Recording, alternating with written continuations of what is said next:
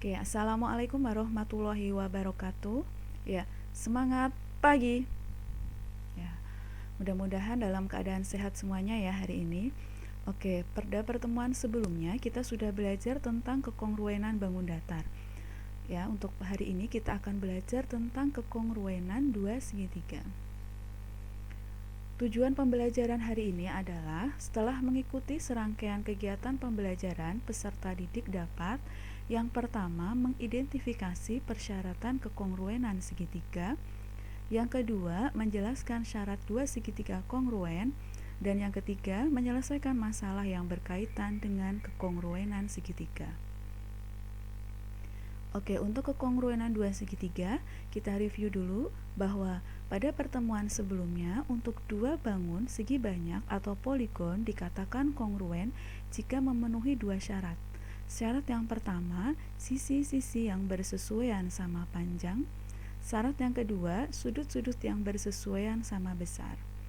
Untuk pembelajaran hari ini adalah segitiga, ya, yang berarti sisi-sisinya ada 3. Kalau ada dua segitiga yang kongruen berarti nanti ada 3 pasang sisi yang bersesuaian yang panjangnya sama. Kemudian untuk sudutnya, untuk segitiga ada 3 juga, yang berarti nanti ada 3 pasang sudut yang bersesuaian yang besarnya sama. Nah, yang menjadi pertanyaan sekarang adalah apakah perlu diuji ke-6 pasang unsur tersebut? Tadi ada 3 pasang sisi dan 3 pasang sudut yang panjangnya sama dan besarnya sama ini ya. Yang berarti ada 6 unsur ya. Apakah harus diuji semua untuk menentukan dua segitiga itu kongruen atau tidak? Nah, atau ada alternatif lain untuk menguji kekongruenan dari dua segitiga? Nah, nanti di sini kita akan ada 4 kegiatan untuk menguji kekongruenan. Untuk kegiatan yang satu yaitu menguji kekongruenan segitiga dengan kriteria sisi, sisi, dan sisi. Oke.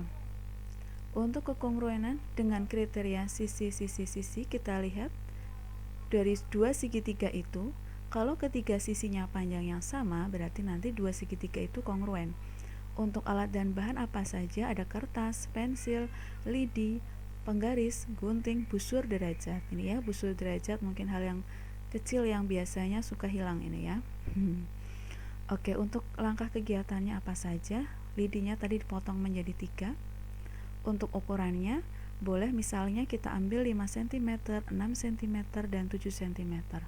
Dari lidi-lidi itu nanti kita buat segitiga pada kertas ya. Nanti selanjutnya dari segitiga itu diukur sudut-sudutnya ya, dengan menggunakan busur derajat. Kemudian yang keempat, lakukan langkah 1-3 oleh anggota yang lain di kelompokmu. Karena ini sedang daring ya, pembelajaran di rumah, nanti bisa diulangi sendiri 1-3 ya. Jadi nanti ada dua segitiga ya, yang ketiga sisinya sama. Kemudian selanjutnya dari segitiga ini ada 2 ini kita bisa potong salah satu, kemudian ditempelkan di segitiga yang lain. Apakah saling menutupi? Ya, pastinya karena ukurannya sama akan saling menutupi. Dan tadi ketika diukur dengan busur derajat, sudut-sudut yang bersesuaian seperti yang kita pelajari pada pertemuan sebelumnya, sudut yang bersesuaian adalah sudut yang diapit oleh sisi yang panjangnya sama. Itu pasti besarnya sama.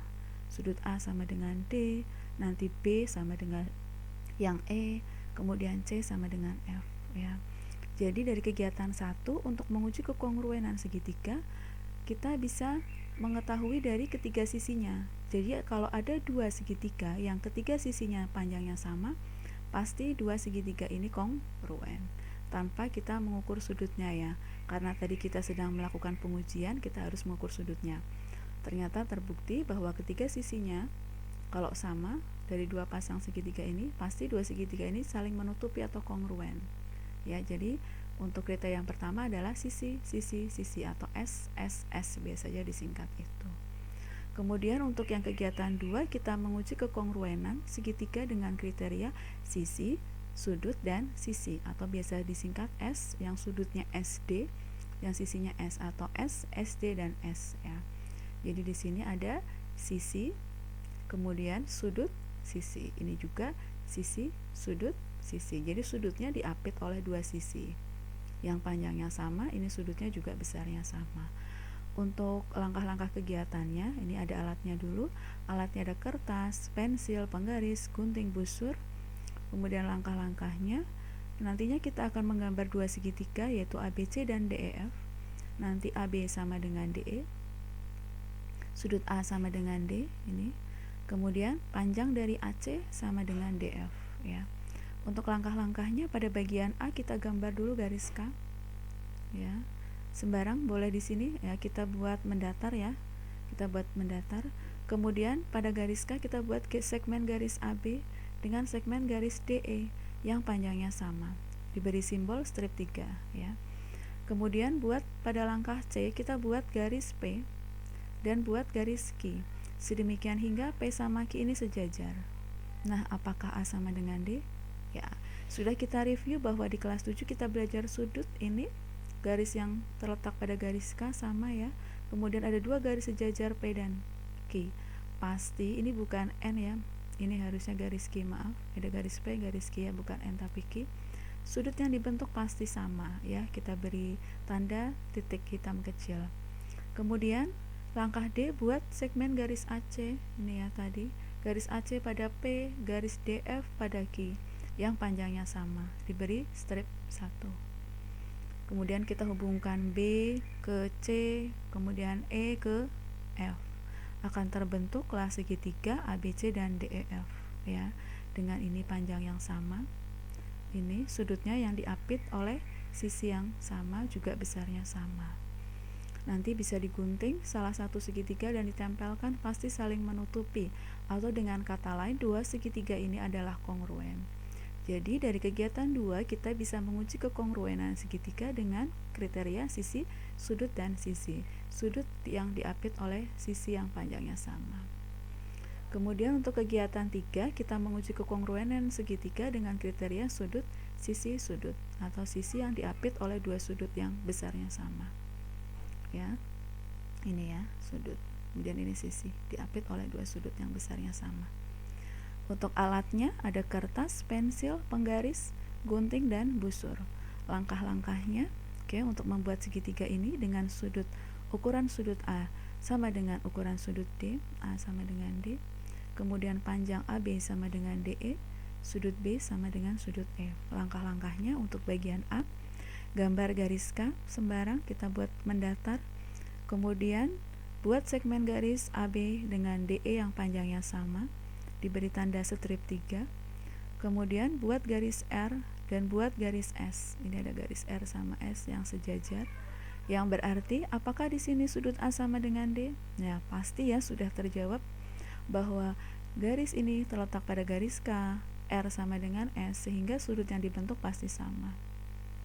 Kemudian selanjutnya pada langkah yang bagian D, kita buat garis P, kemudian garis Q. Ya, di sini ada P sama Q yang saling sejajar, P dari B, Q-nya dari E. Dari sini akan terbentuk sini ya, saling sejajar. Kemudian apakah sudut B sama dengan E? Nah, terbentuk sudut di sini. Ya, pasti sama seperti tadi karena ada garis yang sejajar dan ini garis yang sama. Ya, pasti ini sama ini, ya.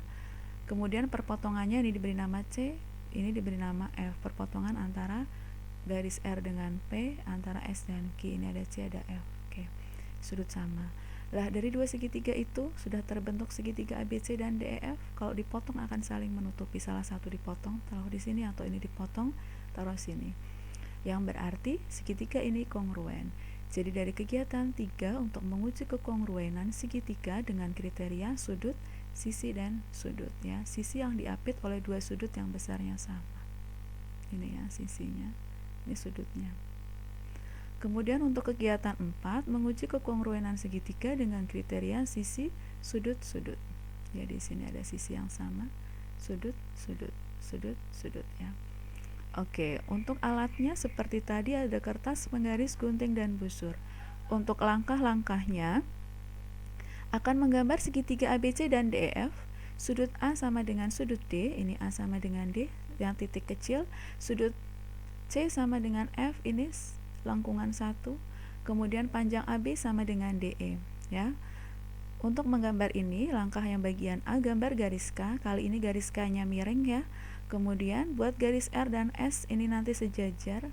Buat garis R di sini, S-nya sejajar dengan R, akan terbentuk sudut ya antara garis K ini dengan AB, antara garis K ini dengan S, ini sudutnya sama ya, karena dibentuk oleh dua garis yang sejajar ya. Ini ya, garis sejajar yaitu R dan S, ini garis yang sama, besarnya pasti sama, titik hitam kecil. Kemudian untuk langkah selanjutnya, pada garis R ini dibuat segmen garis AB, pada S segmen garis DE dengan panjang yang sama. Diberi nama ini dengan strip 3 ya, diberi tanda strip 3. Kemudian dari titik B buat garis P ya, dari titik B tadi, dari titik B sini kita buat garis P ke sana. Kemudian dari titik E dibuat garis Q. Ya, ini antara P dan Q ini sejajar juga ya. Kemudian perpotongannya ini diberi nama C, di sini F. Tadi sudut A dan D pasti sudah sama ya. Kemudian E dan F apakah sama? Kita lihat di sini.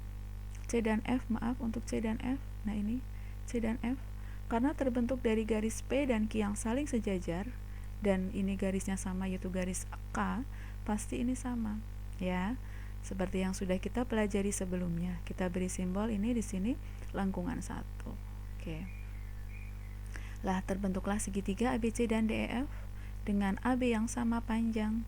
Sudut A sama dengan D, C sama dengan F. Nanti sama seperti pada kegiatan sebelumnya, bisa dipotong salah satu segitiga, ditempelkan. Apakah saling menutupi? Ya. Jadi nanti pasti saling menutupi, yang berarti dua segitiga ini kongruen. Jadi dari kegiatan 4 untuk menguji kekongruenan segitiga dengan kriteria sisi, sudut, dan sudut. Ya, ini sisi 1, sudut-sudut, tapi tidak diapit oleh sudutnya ya. Kalau yang kegiatan sebelumnya kan sisi diapit oleh dua sudut, kalau ini tidak, sisi, sudut, sudut ya, berurutan. Oke, dari pelajaran tadi, dari kegiatan yang sudah kita lakukan untuk dua segitiga dikatakan kongruen jika memenuhi salah satu kondisi berikut ini.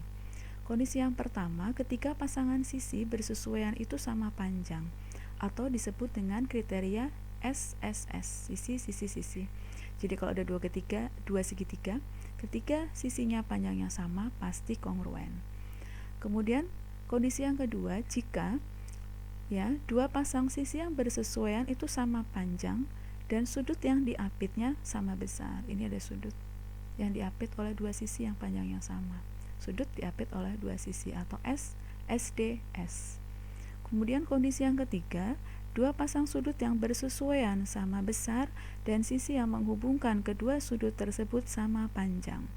Dua sudut, ini sudut pertama lengkungan 1, lengkungan 2. Ini dua sudut yang sama besar.